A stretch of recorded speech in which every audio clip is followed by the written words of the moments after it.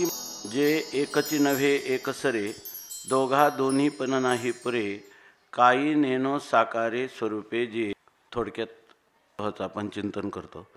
तर या चिंतनामध्ये आपल्याला काहीतरी फलश्रुती झाली पाहिजे. ती फलश्रुती अशी का फलरूपतेला प्राप्त झालेले माऊली या ठिकाणी आपली स्वानुभूती सांगतात.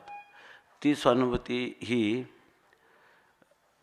श्रुतीला अनुसरून असली पाहिजे अनुभूती, आणि ही युक्तीलाही युक्तीलाही संमत अशा प्रकारची जर असेल तर त्या फलाचा आपण अंगीकार करू. पहिली गोष्ट, माऊलींच्या अनुभूतीमध्ये युक्ती श्रुती यांनी सिद्ध नाही झालं तरी माऊली म्हणतात की मी माझा अनुभव असाच सांगितला असता. हे अनुभवाचं दार्ढ्य आहे. पण ते दार्ढ्य येण्याच्या पूर्वी आपण जर या ठिकाणी ह्या विवर्तवादाची उपेक्षा करून हा ग्रंथ समजावून घेऊ किंवा समजावून सांगू असं म्हटलं तरी ही अशक्यप्राय गोष्ट दिसते. अशक्यच असं का म्हणायचं नाही, अशक्यप्राय का म्हणायचे, तर भगवत कृपेने होऊ शकते. भगवत कृपेने हे कुठलं युक्ती श्रुती यांचा एक न करता देखील श्रीगुरूंनी तत्वमसी महावाक्य सांगितल्यावर जे अपरोक्ष ज्ञान होतं अधिकाऱ्याला, उत्तम अधिकाऱ्याला, तर होऊ शकतं. नंतर शक्तिपादाती गोष्टी नाही, ह्या गोष्टी अनुभूतीला येऊ शकतात, नाही असं नाही, पण सामान्यपणे हे घडणं अशक्यप्राय आहे. दुसरी गोष्ट की आपल्याला ह्या विवर्तवादाची उपेक्षा करून चालणार नाही. त्याचं कारण असं आहे की अनंत जन्माचे संस्कार सत्यत्वाचेच आहे, आणि आता मिथ्यात्वाचा कुठलाच संस्कार न घेता याचं ग्रहण करायचं म्हटलं तर ग्रहण करता येणार नाही. स्वामी रामतीर्थांनी एक उदाहरण दिलं की श्याममृग पक्षी असतो, तो ताशी 120 किलोमीटर पळतो, परंतु तो जेव्हा जातो तेव्हा त्याचे वाळवंटामध्ये शिकार करण्यासाठी तो शिकारी येतो. तो जेव्हा समोर आला आहे, हा आता आपली शिकार करील असं त्याला दिसलं, तेव्हा त्याला काय वाटलं, आपण आता वाचू याच्यामधून, हे त्याला सोपा उपाय, याला दिसलं नाही तर हा कुठून बाण मारील आपल्याला. म्हणून त्यांनी काय केलं, त्या श्याममृगाने त्या वाळवंटामध्ये आपली चोच खुपसली, आणि तो त्याच्या दृष्टीनं शिकारी त्याला दिसत नव्हता, पण शिकाऱ्याला तो दिसतच होता ना, त्यांनी त्याला टाळूच शकला असं म्हणता येत नाही. तसं मिथ्यात्वाचं चिंतन आपण दूरच केलं आणि केवळ अधिष्ठानाच्या सत्यत्वाच्या दृष्टीनं आपण सर्व खल्विदम ब्रह्म असं जर आपण पाहायला लागलो, म्हणजे कोणत्याही प्रकारचा व्यतिरेक न करता, विवर्ताला न मानता, आपल्याला अधिष्ठान दृष्टी सामान्यतया येणं अत्यंत कठीण गोष्ट आहे. कारण काय, त्यावेळेला जर आपल्याला असं वाटतं की आपण त्याच्यापासून केवळ हा चित्तचा विलास शब्दाचा अर्थ विवर्त न घेता असं जर आपण मानला, असं जर म्हटलं तर बहुतेक बोधामध्ये स्थिर होणं हे फार अवघड गोष्ट आहे. कारण माऊलीनं जसं लिहिलं आहे की आगापै पंडुकुमारा येता स्वरूपाच्या घरा, करी तसे आडवारा विश्वाभासूजो. हा विश्वाचा आभास आपल्याला कायमच आडवारा करत राहील. तेव्हा तो एकदाचा मिथ्या ठरल्यानंतर मिथ्या पदार्थ अधिष्ठानात त्रैकालिक अत्यंताभावरूपच असतो. त्यावेळेला तुम्हाला अधिष्ठानाच्या दृष्टीनं बोललं पाहिजे, पण अधिष्ठानाच्या दृष्टीनं संगती केवळ प्रत्येक ठिकाणी याला टाळून सांगणं कठीण गोष्ट आहे असं एकंदरीत दिसतं. नवनाथ महाराज असं साधारणतः असं वाटतं. म्हणून याचा विचार जो आहे आपण ह्याच पातळीवर केला पाहिजे जो शास्त्रकारांनी केला आहे त्याप्रमाणे. फक्त त्या शास्त्रकारांच्याही म्हणजे त्यांना अभिप्रेत असणारी ती स्थिती आहे, पण तिचं स्पष्टीकरण जितक्या जवळून माऊलीने केलेलं आहे तर ते वैशिष्ट्यपूर्ण आहे, त्याचं आपण मग ग्रहण करावं. पण पुन्हा सगळा ग्रंथ त्याच पद्धतीनं लागेल, पुन्हा मिथ्यात्वाचं नाव न घेता, अजून तर आपल्या 2-3च ओव्या झाल्या किंवा 5 श्लोक झाले, याच्यावर आपल्याला असं पाहता येणार नाही असं दिसतं. पण जीवनमुक्ती प्रकरण जरी आलं तरी पुन्हा जीवनमुक्ती ही वेद प्रतिपाद्य आहे, तर त्या वेद प्रतिपाद्य जीवनमुक्तीचा पुन्हा विवेक केला गेला, तिचा पुन्हा विवेक केला गेला, त्याच्या व्यवहाराची संगती सांगितली गेली. या सगळ्या ज्या गोष्टी आहेत, या सगळ्या गोष्टी विवर्तवाद आणि वेदाचं प्रमुख उद्दिष्ट ह्या दोघांचं सामंजस्य करूनच सांगितल्या गेल्या. तर ज्ञानोबरायांची जीवनमुक्तीसुद्धा आपल्याला तशीच समजावी लागेल. गुरु शिष्य जे काही सत्पथामध्ये गुरु शिष्याचं जे स्थान आहे ते जसं याच्यामध्ये सांगितलं तसंच समजावं लागेल. म्हणजे कोणतं, वास्तव अद्वैत आणि कल्पित द्वैत ही जी गोष्ट आहे ह्या गोष्टीला गृहीत धरलं तरच आपल्याला याचं स्पष्टीकरण साधारणपणे करता येईल, नाही तर स्पष्टीकरणाला बऱ्याच अडचणी येतील याच्यामध्ये. बरं, हे द्वैत असं आहे, हे द्वैत वास्तव अद्वैताची सिद्धी करणार आहे की नाही. आणि हे अद्वैत असं आहे की हे जगत व्यवहाराची संगती सांगणार आहे, बरोबर आहे की नाही. जगतरूपी व्यवहार, जगत त्याला काय म्हणतात, जगदंतपाती सगळ्या व्यवहाराची संगतीला कुठंच विरोध ह्या द्वैत येऊ देत नाही. आणि हे द्वैत जे आहे आपल्या मूळ अधिष्ठान अद्वैत स्वरूपाला कुठंच बाध येऊ देत नाही. आणि अशीच अनुभूती उपनिषदांना म्हणजे इप्सित आहे, बरोबर ना. आणि तीच अनुभूती माऊली सांगतात. माऊली जरी या ठिकाणी आपण म्हणलं उपनिषद समोर धरायची नाही, कुठली युक्ती करायची नाही, तरी युक्तीच्या विरुद्ध जाणार नाही, श्रुतीच्या विरुद्धही जाणार नाही. आणि ती तशीच आहे. म्हणून माऊली म्हणतात की उपनिषदांनी सांगितलं म्हणून मी सांगतो असं नाही. नसतं सांगितलं तरी मी हेच सांगितलं असतं. म्हणजे उपनिषदांनी सांगितलं म्हणून मी सांगतो, म्हणजे उपनिषदांनी हेच सांगितलं आहे, उपनिषदांनी हेच सांगितलं. पण अनुभूती इतकी दृढ आहे की आता त्याच्यामध्ये उपनिषद नाही किंवा युक्ती नाही, त्याची आवश्यकता, त्याचं आम्हाला हे म्हणतच सगळं, त्याचं आम्हाला एक पांगुळगाडा घेण्याची आवश्यकता आहे असं नाही. आम्ही आता त्या श्रुतियुक्तीनं आम्ही पंगिस्त नाही. आता पूर्वी मुमुक्षुदशेत होतो ते आमचं आता समाधान झालेलं आहे आणि ते समाधान परिपूर्ण झालेलं आहे. आता आम्हाला त्याची गरज नाही. आता आम्हाला उलट त्याला विसरणं आवश्यक आहे. उलट त्याला विसरल्याशिवाय आम्हाला आता ही अनुभूती दृढ आमची किंवा गंभीर स्वरूपातली जी अनुभूती आहे ती अनुभूती, आवाजची अनुभूती, ह्या युक्तीला आणि श्रुतीच्या मंत्रांना घेऊन नाही चालणार. त्यांना विसरून जाऊन मग आम्हाला ही अनुभूती शांतपणे, माऊली म्हणतात ना, माझ्या गुरुनी मला ते दिलं ते निवांत चिके मी या भोगावे की. मग तिथं ते निवांत त्याचा भोग आहे, त्याला भोग म्हणतात. म्हणजे कोणता भोग? हा केवळ अद्वैतातला भोग आहे. हे पण आम्हाला कळलं पाहिजे. आणि अद्वैतात भोग कसा होतो हे म्हणलं तर बोल शब्द उच्चारला, बोलानीच उच्चारला ना तसा होतो. त्यावेळेला केवळ तो चिद्विलास जो येतो केवळ चिन्मय, चिद्विलास म्हणजे चिन्मयता, चिन्मय स्वरूपता, असं साधारणतः जो आपण जर गृहीत धरला तर याचं थोडं स्पष्टीकरण होईल. आता इथं सरळ आहे. आता मागची ओळी पाहिली आपण जर म्हटलं की याला टाळूनच टाकायचं, टाळून नाही टाकता येत. याच्यातून आपल्याला काय घ्यायचं, याचा मथित अर्थ घ्यायचा. ह्या चर्चा करायची नाही का आवडीचे वेगळे एक एकाती गिळती अंगे, आवडीच्या भरात एकमेकाला गिळतात, झालं का नाही अपवाद. आणि एक द्वैताचे पांगे उगळी ते आहे, ते द्वैताच्या रूपाने एकमेकाला ओळखतात म्हणजे अध्यारोपच झाला की नाही. म्हणजे शिव आणि शक्ती या रूपाने ते साकार होतात द्वैताच्या रूपाने. आणि ज्या वेळेला ते आवडीच्या भरामध्ये आपल्या एकरूपतेत जातात तेव्हा एकमेकाला गिळून टाकतात. म्हणजे शिव आणि शक्ती दोन्ही कल्पित होतात आणि आपल्या अधिष्ठान स्वरूपाशी एकरूप होतात. असा जो अर्थ आहे, हा अर्थ आपल्याला प्रक्रियाबद्ध असा जर घेतला तर त्याच्या विरुद्ध गेले का हे सगळं व्याख्यान? त्याच्या विरुद्ध नाही जात कुठं, नाही का. म्हणजे पण आपण म्हणू नका तुम्ही अध्यारोप अपवाद, पण तुम्हाला समजून घेताना ह्या गोष्टीचं तुम्ही म्हटले नाही तर अध्यारोप अपवादाच्या ह्या प्रक्रियेनंच तुम्हाला गृहीत धरून थोडं लवकर त्याच्यामध्ये प्रवेश करता येईल असं एकंदरीत दिसतं. म्हणजे असं हां, बरोबर. हा उणीव असाच अर्थ आहे त्याचा.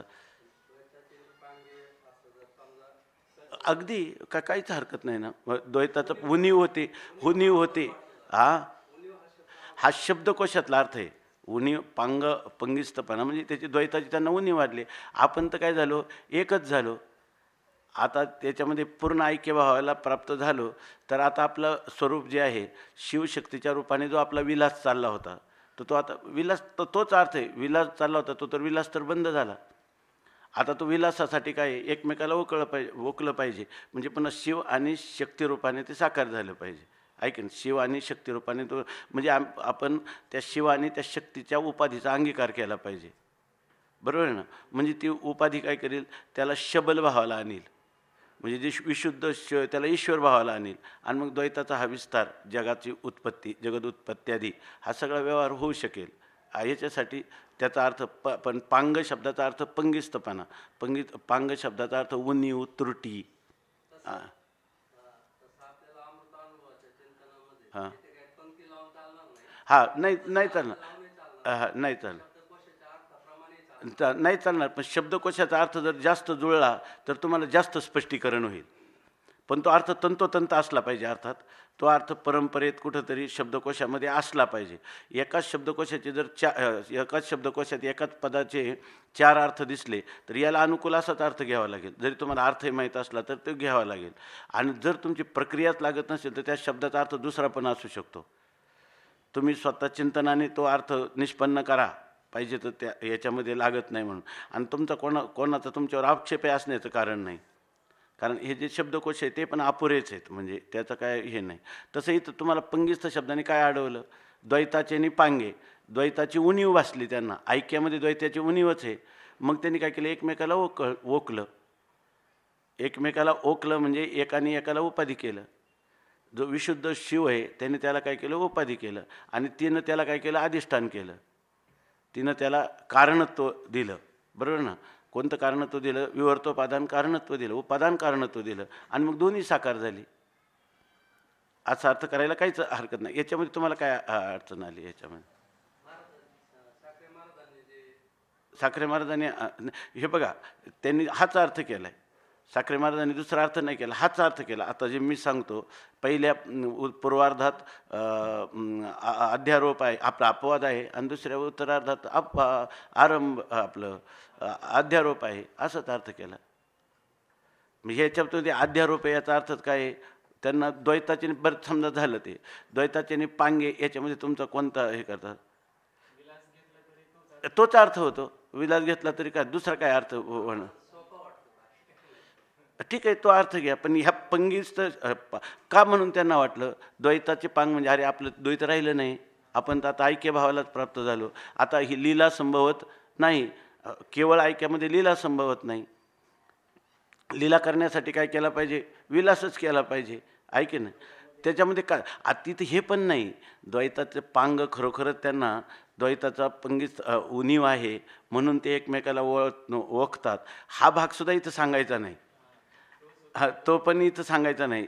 तुम्हाला दिसतं म्हणून त्याची संगती सांगायची, नाही तर हे सुद्धा सांगायचं नाही. आणि त्यांनी किती ओकायचा प्रयत्न केला ते ओकले जात नाही, आणि किती गिळायचा प्रयत्न केला तर गिळले जात नाही. ही धात्री कथा आहे, ही धात्रीसाठी सांगितलेली कथा आहे. कारण ज्या अर्थी ते अफूट अद्वैत तत्वामध्ये काहीच भेद निर्माण करू शकत नाही. पुढं सांगितले ना, भेदू लाजोनी आवडी एकरसी देत बुडी, माऊली आता पुढं सांगणारच आहे ते. तर त्यामुळे त्या ठिकाणी ते होतं हे सांगण्याचं तात्पर्य नाही. अमृतानुभवाच्या 800 अशा आहेत. जर प्रत्येक चिंतन करायला गेलो तर आपल्याला ना चिदविलास ना मायाविलास दिसणार, फक्त आपलं स्वरूपच त्याच्यामध्ये दिसेल. आणि ते स्वरूप अखंड अखंड अभेद्य असंग निर्विकार नित्य शुद्ध बुद्ध मुक्त स्वभावान, आणि ह्या एकाही पदाचे विषय नसणारं, एकाही पदाला विषय न होणारं असंच त्याच्यामध्ये सापडेल. आणि तेच ज्ञानेश्वर महाराजांचं सूत्र आहे. अमृतानुभवाचा मुख्य धागा तोच आहे. आणि तो जर आपल्याला सापडला ठिकठिकाणी, आणि आपल्याला जर वाटलं की हे अध्यारोपात असं चाललं आहे, याच्यातच आपण जर खुलून गेलो किंवा काय अपवाद केला, पण हा अपवाद अध्यारोप अपवादात शेवटी निष्प्रपंच तत्व राहिलं पाहिजे.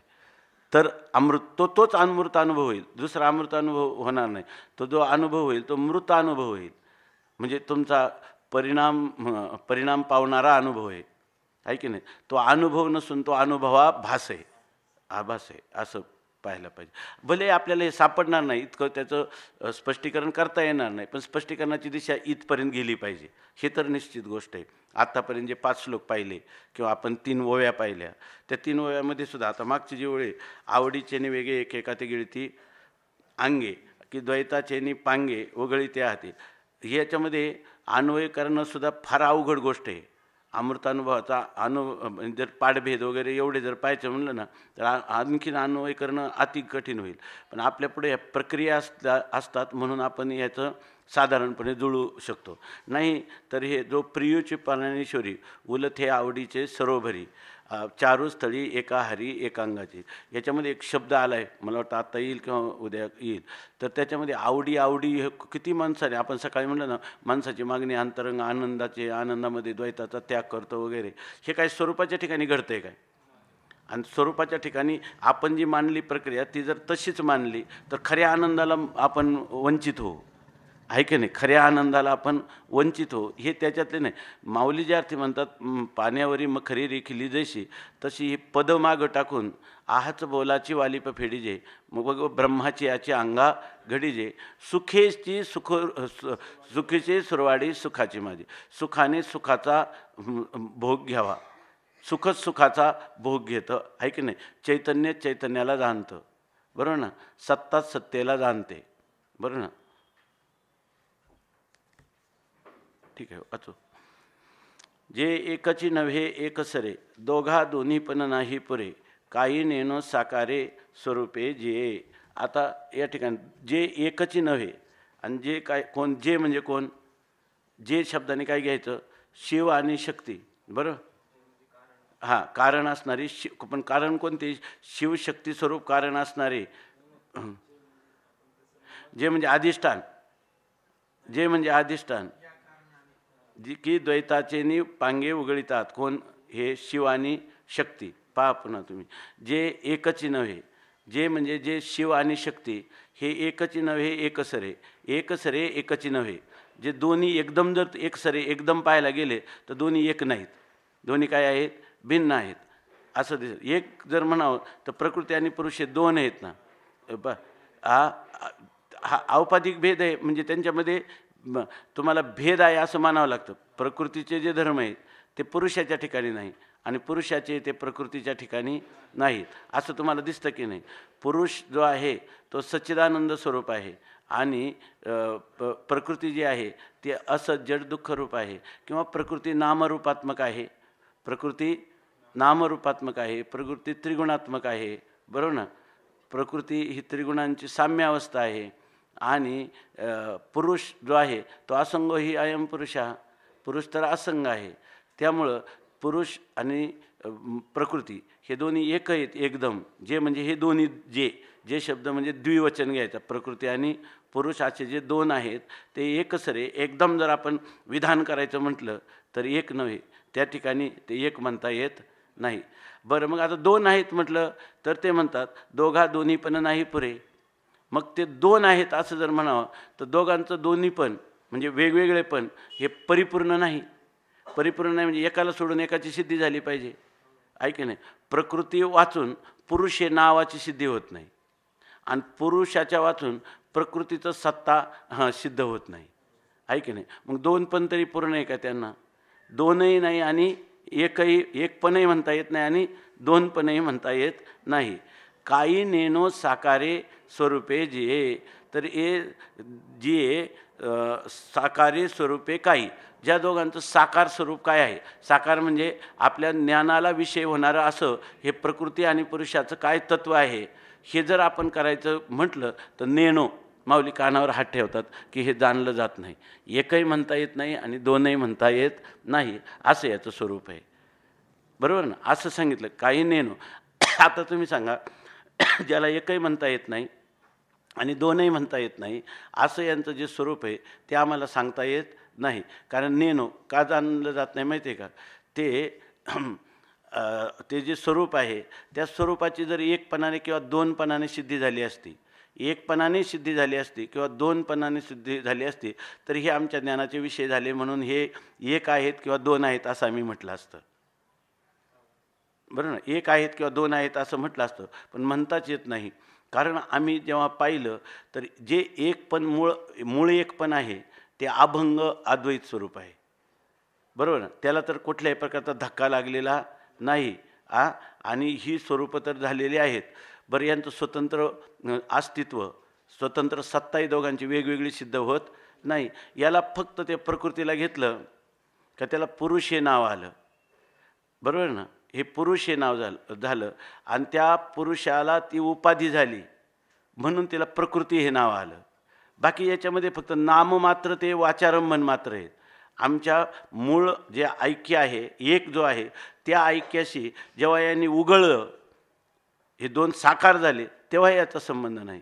आणि ज्या वेळेला हे दोन्ही पदार्थ निवृत्त झाले, अर्थात हे अनिर्वचन समजून बाध निश्चय झाला, त्यावेळेला सुद्धा त्या स्वरूपाशी त्याचा काहीच संबंध आला नाही. मग याचा अर्थ हे पदार्थ कधी सदविलक्षण अनिर्वचनीय असे ते पदार्थ आहेत. त्या पदार्थांचं काय कशी साकार झाली स्वरूपाच्या ठिकाणी नेणं सांगता येईल का? कारण स्वरूपाचा त्यांचा संबंधच आला नाही, तर त्या स्वरूपाच्या ठिकाणी ही कशी साकार भावाला प्राप्त झाली हे सांगता येणार नाही. आता सांगा, ह्या सगळ्या चिंतनाने उरलं ते काय? अधिष्ठानच उरलं. अधिष्ठान मात्राच्या ठिकाणी हे वाचारंभण मात्र आहेत, ऐके नाही. आता तुम्ही म्हणा की तुम्ही ज्याला म्हणाल की प्रकृती पुरुष, आम्ही त्याला काय म्हणू? अधिष्ठान, ऐके नाही, अधिष्ठान. आणि अधिष्ठानाच्या ठिकाणी हा द्वैत प्रपंच यांचा झाला का? नाही. पुन्हा यांच्या ऐक्याचा व्यवहार तरी झाला का? नाही. बरं म्हणणे नाही, अधिष्ठानाशी ऐक्य पावले, दोन्ही अधिष्ठानाचे ऐक्य पावले. ऐक्य पावले असते तर त्यांचा संधी दिसला असता. त्यांचा संधी कुठं दिसत नाही. कारण तिथंसुद्धा प्रकृती पुरुष नावं कुठंच हे होत नाही आणि प्रकृती सापेक्ष आलेल्या पुरुष नावाची सिद्धी होत नाही. अशा प्रकारचं असल्यामुळे आम्ही त्याला सरळ काय म्हणतो? नेनो. आम्हाला माहीत नाही. आता आम्ही यांना अनिर्वचनीय दिलं का आमच्या आत्मस्वरूपाचं असंगत्व अबाधित ठेवलं? दोन्ही झालं. पण आमचं मूळ तात्पर्य यांचा बाद करण्यात होतं. काही आडवे आले होते म्हणून त्यांचं स्वरूपाचं कथन केलं. आले होते, आडवे आले होते. आगापै पंडुकुमारा येता स्वरूपाच्या घरा आणि करीतसे आडवारा विश्वाभास. आता इथं प्रकृती पुरुष घेतले, त्यांचं कार्य जे जगत आहे ते पुढं सांगणार आहेत. बरोबर आहे ना? अशा प्रकाराने साधारणपणे ह्या मूळ ओळीचं चिंतन आपल्याला करता येईल. एवढं यातली कोणती पदं सुटली का? त्याचा अन्वयानुरूप साधारण अर्थ आणि त्याचा आशय हे जर स्पष्ट झालं ना, तर आता बघा, आणि काही वाटलं तर बोला, लगेच आत्ताच बोला, किंवा काही बोलण्यात त्रुटी राहिली तर पूर्ण करा.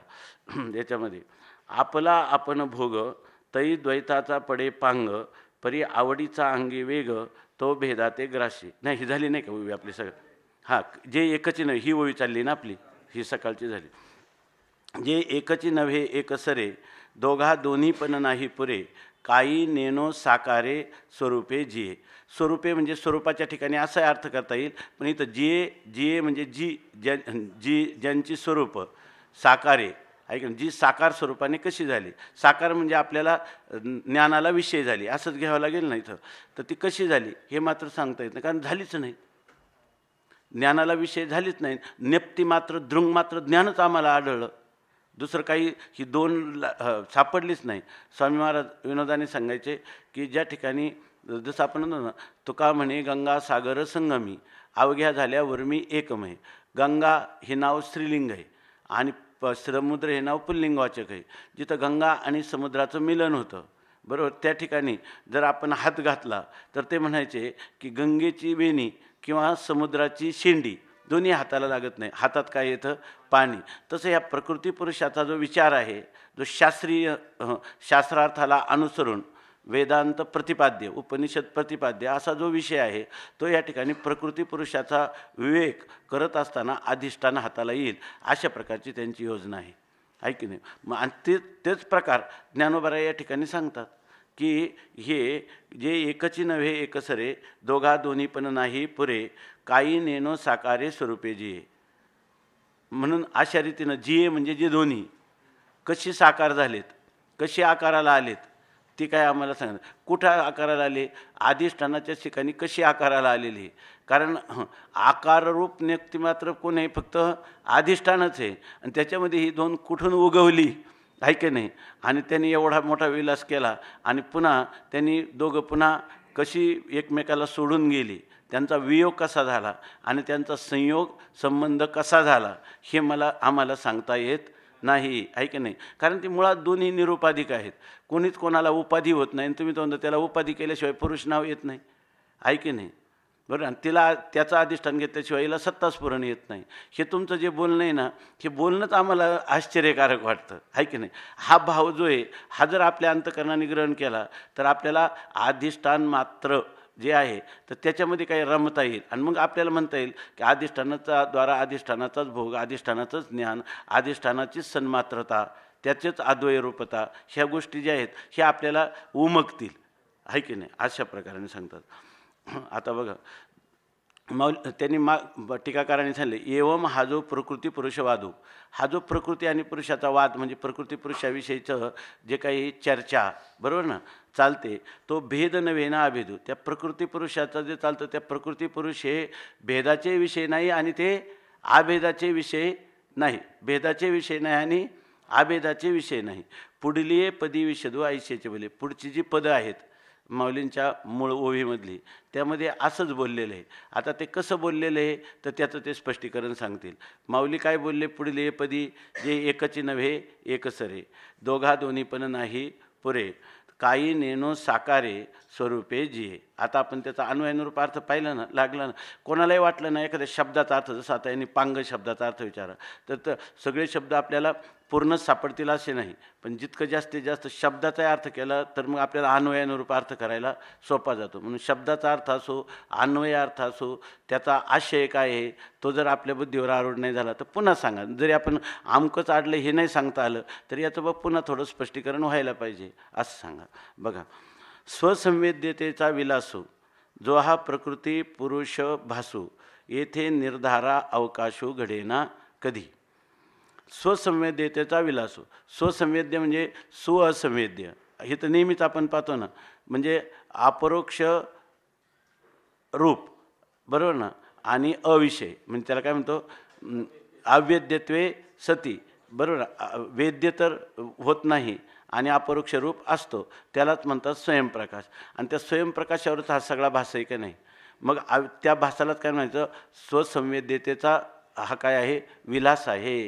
म्हणजे स्वसंवेद्यतेचं यत्किंचितही बाध न येता स्वयंप्रकाशत्वात, कालच त्यांनी सांगितलं स्वयंप्रकाशत्वात यत्किंचित, त्यांनी एक फार सुंदर सांगितलं, स्वरूपाशी पालटू नव्हे, स्वरूपामध्ये तर पालट झाला नाही पाहिजे, आणि स्वसंवेद्यताही राहे, आणि त्याची स्वयंप्रकाशता तर कायमची राहिली पाहिजे, बरोबर ना.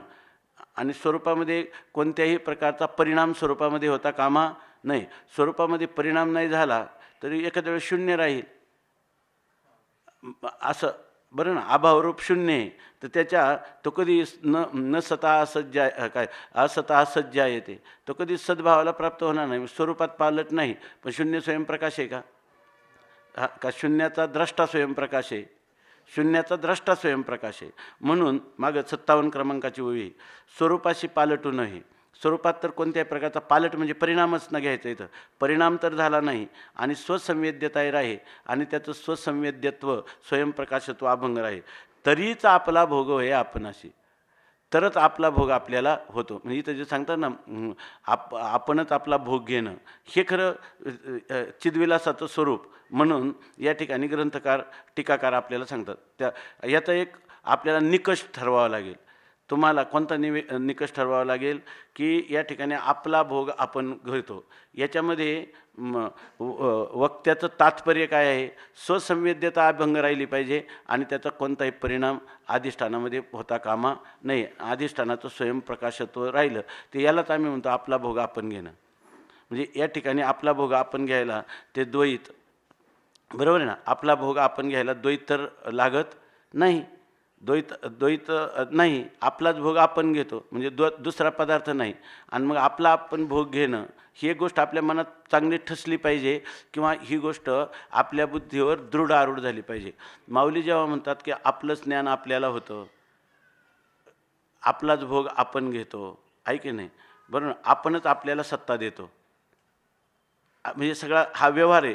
दिसताना त्रिपुटीमधला व्यवहार दिसतो, म्हणजे आपणच दृश्य झालो, आपणच द्रष्टा झालो, आणि आपणच दर्शन झालो, असा व्यवहार दिसतो ना.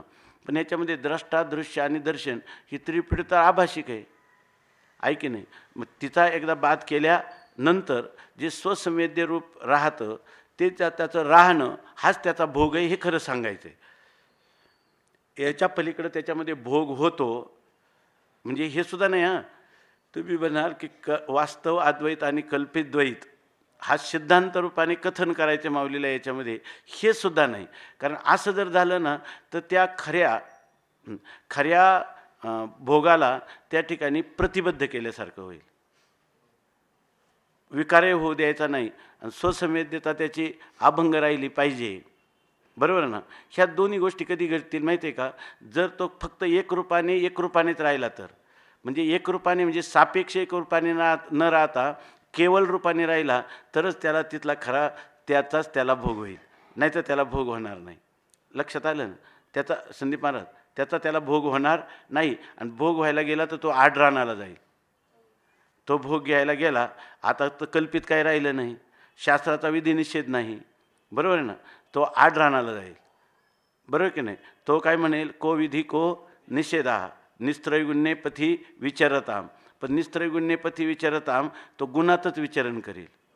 म्हणजे निस्त्रैगुण्याच्या नावाखाली त्या ठिकाणी उलट सत्वगुणाच्या ऐवजी रजोतमगुणाचा आश्रय घेण्याची दाट शक्यता आहे. आणि हे तर काही मनोगत आहे, बरं याच्यातून काय त्यांनी पुरुषार्थ साधला. तो जरी म्हटला हा सगळा चिदविलास आहे आणि मीच माझा भोग घेतो, दुसरा पदार्थ नाही, म्हणून एक फार गोड चिंतन स्वामी महाराज सांगायचे, अरे खरं आहे तुमचं स्वरूप असंच आहे, निस्त्रैगुण्ये पथी विचरताम को विधी को निषेधा असं आहे. पण त्याच्यामध्ये एक विहित आहे आणि एक निषिद्ध आहे. विहित आहे ते भावरूप आहे आणि निषिद्ध ते काय आहे, अभावरूप आहे. लक्षात आलं ना. मग दोन्ही ठिकाणी तुमचं दृंगमात्र दृष्टेपर्यंत तुम्हाला कळलेलं आहे आता, आहे की नाही. मग दृंगमात्र दृष्टेपर्यंत जर तुम्हाला करायचंच असेल तर ते कशाचं खरं, भावाच्या दृष्टेपणाने सिद्ध होईल का अभावाच्या दृष्टेपणाने? अभावाच्या दृष्टेपणात सिद्ध होईल. आणि निषिद्धाच्या अभावाच्या दृष्टेपणात, बरोबर आहे ना, तिथं खरं तुम्ही आपलाच आपण भोग घ्याल. भावामध्ये घेताना सूक्ष्म स्फुंज तुम्ही नाही म्हटले तरी तुमच्या ठिकाणी द्वैताचाच आहे. संस्कार रूपाने म्हणा किंवा तुम्ही आपली आत्मवंचना आत्मप्रतारणा करून म्हणा, तर तो स्फुंज कशाचा आहे? एक तर अहंकाराचा आहे आणि दुसरा द्वैताचा आहे की नाही. अशा प्रकारे तुम्हाला जर खरंच पाहिजे असेल, तुम्ही सत्याचंच अन्वेषण करायला निघाले असेल, सत्यच पाहिजे असेल तर सत्याचंच अन्वेषण केलं पाहिजे, आहे की नाही. आणि हा विषय कसा चालला आहे? अमृत अनुभवाचा विषय चालला आहे, बरोबर ना. अनुभवात हे बसलं पाहिजे, तर अनुभवात यांनीच बसेल. त्यामुळे तुम्हाला हेच वाटेल का याचा आनंद हाच याचा आनंद भोगतो. हे कधी कळेल? जर तुम्ही याचाच आनंद भोगतो, याच्यात भोग्य आणि भोगताभाव ठेवला. तुम्ही चैतन्य मानून ठेवा किंवा चैतन्याला उपाधी मानून ठेवा, बरोबर. एका चैतन्याला भोग्य भोगताला अंतःकरण आणि विषय उपाधी मानून करा, तरी तुम्हाला खरा आनंदाचा भोग होणार नाही. ज्यावेळेला तुम्ही याचा त्याग कराल त्याच वेळेला खरा आनंदाचा भोगही त्याच वेळेला घडेल. आणि ते भावरूप पदार्थाचं साक्ष, भावरूप परमात्मा आहे. भावरूप पदार्थाचं साक्षित्व करायला दुसरा कोणता भावरूप पदार्थच नाही. त्यामुळे खरं साक्षित्व झालं तर ते अभावाचं साक्षित्व त्याला म्हणावं लागेल, आहे की नाही. म्हणून जे ज्या साधू संतांनी त्याग केला, हे उपनिषदाचं तत्व आहे. त्यागेन एके अमृतम तो माणूस. त्याग कशाचा करायचा? पार येन तेजसी तत्तेज. ज्याने तू त्याग केला आहे हा, त्याचा सुद्धा तू काय कर, त्याग कर. या ब्रह्मास्म वृत्तीनं तू ह्या सर्वांचा अज्ञानाचा बाध केला आहे, तिचासुद्धा काय कर, येन तेजसी तत्तेज. असं हे श्रुती स्मृती पुराण महापुरुषांची अनुभूती शास्त्रार्थ या सगळ्यांना धरून हेच निष्पन्न होतं. काहीच वेगळं निष्पन्न होणार नाही. आणि झाल्याने काय शोध लावला तुम्ही? काय शोध लावला? काय फलश्रुती तुम्हाला प्राप्त होणार आहे? इथं तर हे त्यांनी किती हे लिहिलं की ज्या ठिकाणी सत आणि चित आहे, त्या सतला त्यांनी शिव म्हटलं आणि चितला काय म्हटलं? प्रकृती असं म्हटलं, बरोबर ना. आणि या सतचितच्या या ऐक्याला आनंद असं म्हटलं. याला काय म्हटले? आनंद असं म्हटले. या ठिकाणी सत चित आणि आनंद ही तीन पदं दिसतात का त्याचा एकच अर्थ दिसतो आपल्याला? तीन पदांनी दिसणारा अर्थ काय आहे? एक आहे. म्हणजे सर्व सुख आहे ते एकत्वात आहे. आणि इतकं शास्त्र, इतकं सूक्ष्म महापुरुषांची अनुभूती की खरंच आकाशाचे नि पालवे गाळून घेतले, अशा प्रकारचं आकाशाच्या पदरातून गाळून घ्यावं इतक्या रीतीनं सांगितलं का तीनपणा समोरच नाही आणि त्या तीन सापेक्ष असणारा एकपणाही समोर नाही, असं जे कैवल्य आहे. म्हणून आपल्या शास्त्रामध्ये मोक्षाला कैवल्य हे नाव दिले. केवलस्य भाव हा ऐक, ते फक्त केवल रूपाने असणं असं. त्यामुळं याच्यामध्ये काहीतरी वेगळं आपल्याला सांगेल, आपणच आपला भोग घेण्याची काही एक प्रक्रिया मिळेल असं जर म्हटलं तर ह्याच्यामध्ये आपल्याला मिळेल काय अशी नाही. म्हणजे खरं त्यांच्या दृष्टीनं पाहिलं तर. आणि जर मिळाली तर आपल्याला तो विषय यथार्थ ज्ञात झाला नाही असं म्हणावं लागेल. आणि किंवा त्याचा अनुभव घेण्याची आपल्याला इच्छा नाही, त्या अनुभूतीत स्थिर होण्याची आपल्याला इच्छा नाही. कारण त्यागानेच ह्या गोष्टी होत असताना आपल्याला कुठंतरी भोग्यभोक्ता भ्रांती शिल्लक ठेवून ती चिद्विलासाच्या, बरोबर ना, चिद्विलासाच्या प्रक्रियेमध्ये घटवायची काय. असं आपल्याकडून प्रमाद कधी होऊ नये म्हणून आपल्याला शास्त्रार्थाचं साह्य किंवा पांगुळगाडा हा विवर्तवादाचा म्हणा या आपल्याजवळ असला पाहिजे. वास्तविक आहे, आता आपण सकाळी म्हटलं की अजातवाद आहे. जसा बिंब प्रतिबिंबवाद आहे, विवर्तवाद आहे, आरंभवाद आहे, परिणामवाद आहे, असा अजातवाद नावाचा काही प्रकार आहे का? काहीच नाही. आपण दृष्टीसृष्टीवाद जरी म्हणतो तर भागवत महाराजांनी दुपारी सांगितलं आणि फार आपलं सिद्धांत बिंदूमध्ये गेल्या वर्षी चिंतन केलं होतं. दृष्टी समकाली सृष्टी हा जसा एक दृष्टीवाद आहे, तसा त्या मधुसूदन सरस्वतीने काय केलं, दृष्टीरेव सृष्टी ही. अगोदर दृष्टीच्या समकालात फक्त ज्ञात सत्ता देऊन सांगितलं, परंतु त्याला अज्ञात सत्ताच नाही, सत्ता शून्य आहे पदार्थ, त्यामुळं खरं दृष्टीरेव सृष्टी. आणि त्यावेळेला तुम्ही म्हणता की हा सगळा, त्यावेळेला तुम्ही म्हणू शकता हा सगळा चिद्विलास आहे की नाही. पण ती जी अनुभूती आहे ती अनुभूती बरोबर ना, शब्दाद्वारा साकार होऊन काहीतरी तुम्हाला काही दिसेल तिच्यामध्ये, अशी ती नाही. ती स्वसंवेद्य आहे की नाही. आणि ती कुठल्याही प्रकारच्या परिणामाला प्राप्त झालेली नाही. आणि असं झालं तर त्याचा भोग त्याला घडतो, ह्या म्हणण्याची सार्थकता आहे. असं यांनी पहिल्यांदा हा निकष ठरवून दिला आहे. तुम्ही कुठेही जा, पण त्याच्यामध्ये जेव्हा तुम्ही चिद्विलास शब्दाचा प्रयोग कराल त्यावेळेला तुमच्याजवळ हे पाहिजे की स्वसंवेद्यता अबाधित राहिली पाहिजे. बरोबर आहे की नाही. आणि दुसरी गोष्ट काय, त्याच्यामध्ये कोणत्याही प्रकारचा विकार होता कामा नाही. ह्या दोन गोष्टीला निर्विकार राहून स्वसंवेद्यत्व असलं तर त्याला आम्ही म्हणतो का आपलाच भोग आपल्याला झाला, असं तुम्ही सिद्ध करा. म्हणजे ग्रंथकर्त्याच्या अर्थाचा कोणी अनर्थ करू नये, त्या अर्थाला कुठं ओढू नये, म्हणून त्यांनी या ठिकाणी हा आपला निकष एक ठरवून दिलेला आहे. आता समजा हा निकष न मानता आपण दुसऱ्या काही प्रक्रिया पाहिल्या किंवा दुसरे शब्दकोशादी पाहून आपण जर त्याचा अर्थ करायला गेलो, विलास शब्दाचा अर्थ विशेष रूपाने विशेषेन लसती ते विशेषाः, असं आपण, अरे पण तेच आहे विशेषेन लसते म्हणजे ते काय, विलास शब्दाचा अर्थ तो पदार्थ विरोधी रूपाने दिसतो, अन्यथा रूपाने दिसतो, त्यालाच विलास म्हणतात. अधिष्ठानाचा अन्य रूपाने अवभास यालाच विलास असं आम्ही म्हणतो. आणि त्याला दुसरं नाव काय आहे, विवर्त असं नाव आहे, ऐक नाही, दुसरं काही नाही. बरं हा विचार आहे, हा विचार यथार्थ विचार आहे ना. ह्या विचाराने तुम्हाला गणितं सुटत जातील. दुसऱ्याने गणितं जे आहे ना, तुमची समीकरणं घेतली नाही तर विषमीकरण होईल, ऐक नाही. आणि तुम्हाला अनेक ठिकाणी गुंथा निर्माण होईल. म्हणून तेनेची पंथे चालो जाता न पडे गुंथा कोठे काही, मार्ग दावनी गेले आधी दयानिधी संत तेनेची पंथे चालो जाता न पडे गुंथा कोठे काही, मोडोनिया नाना मते देती सिद्धांते सौरसू. आणि ते अनुभूती संपन्न आहे. निळा म्हणे आयसे संत आणि कृपावंत सुखसिंधू. ते सुखसिंधू पण आहेत, कृपावंत पण आहे. आणि त्यांनी आपल्याला हा जो मार्ग दिलेला आहे त्या मार्गाच्या अनुसारच जायचं. याच्यामध्ये जे विवर्तवादाचं खंडन केलं त्याला मागं टाकले. हे ज्यांनी विवर्तवाद मांडला, बरोबर ना, मग त्यांना काय वाटेल हे पाहिल्यानंतर, का त्यांना आनंदच होईल, त्यांना आनंद होईल. आणि तुमच्या विवर्तवादाचं खंडन झालं असं माऊलींना कधीच वाटणार नाही. तुम्ही एवढा राजमार्ग करून ठेवला होता की आम्हाला गंतव्याला जायला फारच सोपं झालं, आहे की नाही. आणि जे तुमचं इप्सित होतं ना, ते इप्सित कसं पूर्ण होईल. आणि हे सगळं जे कराळ विक्राळ कलिकाळामध्ये दुःखाने गांजलेले, पिडलेले, अज्ञानाने पिडलेले, मृत्यूचं भय त्यांना आहे, तर याच्यातून सगळ्यातून काढायला फक्त 800 वयात मला निरूपण करता आलं. हे सगळं तुमचा महिमा आहे की नाही. आणि उपनिषद काय म्हणतील, आम्ही वेदाचं 1.25 लाख मंत्र केले, वेदाचे मंत्र एवढे 108 काय उपनिषद झाली, पण त्या उपनिषदाचे पुढारानं ढळती पदे. कुठंच त्याचे पदांनी तुम्ही सांगितलेल्या आशयाच्या पुढं जाणं शक्यच नाही. माऊली तुम्ही हे सर्व केलं. माऊली म्हणत राहणार की भाष्यकारांना, व्यासांना, उपनिषद मंत्रांना, द्रष्ट्या ऋषींना की हे सगळे तुमचीच देणगी आहे, इथं माझं काहीच नाही. किंबहुना तुमचे केले आणि धर्मकीर्तन सिद्धी नेले, तेथे माझे जे उरले पायिकपण. फार तर मी पसायदान मागेल, ऐका नाही, दुसरं काही मी काही केलं असं. तुमचे केले धर्मकीर्तनसुद्धा मी केलं नाही.